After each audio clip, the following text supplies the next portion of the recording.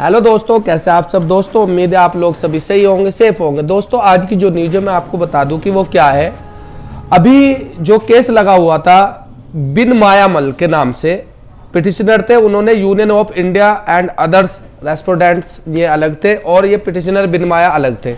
इनका कहना यह था कि जो बीएड की भर्ती हो रही है वो बिल्कुल अमान्य है। उसे इन्होंने चैलेंज किया था क्योंकि इससे पहले सुप्रीम कोर्ट में एक केस हार चुके थे बीएड वाले कि पूरे देश में बाहर होगा, क्योंकि 2018 का जो नोटिफिकेशन है उसके आधार पर।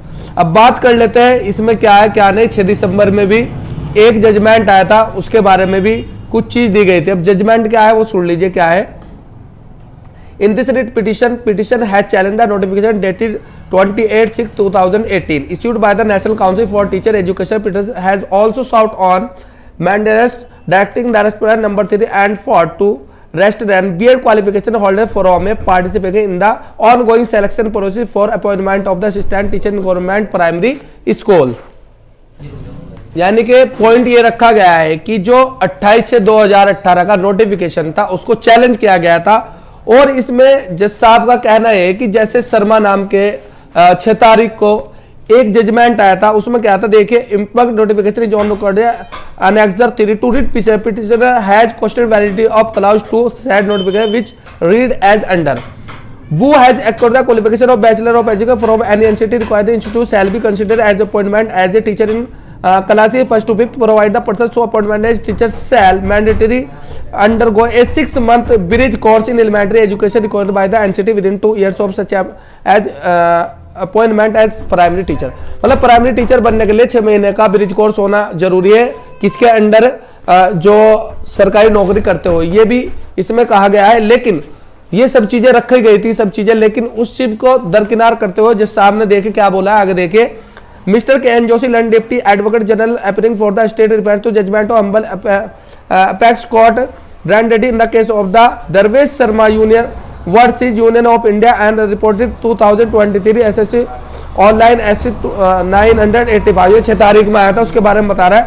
And submit that in the said judgment humble supreme court has notification dated 28/6/2000 issued by the national council for teacher education.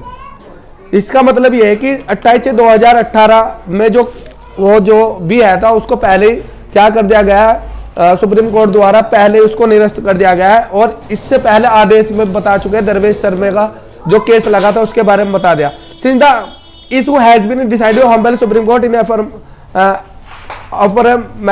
mentioned judgment therefore present writ petition as a dispose in terms of the said judgment put by the honorable supreme court। इनका कहना है कि जज साहब का जो high court का कि जैसे कौन बोलेगा, सुप्रीम कोर्ट बोलेगा, उसके हिसाब से चलेगा। यानी कि सुप्रीम कोर्ट ने बोला है कि जो प्राइमरी टीचर के लिए बीएड एलिजिबल नहीं है, इसलिए बीएड के लिए बुरी खबर है उत्तराखंड में, और ये पूरी की पूरी तरह बाहर है। आगे वाली जितनी भी वैकेंसी क्या जो लगे हुए हैं उनका क्या होगा ये नहीं कह सकता, लेकिन जो ये है ये नहीं करेंगे, ये इसके लिए एलिजिबल नहीं है।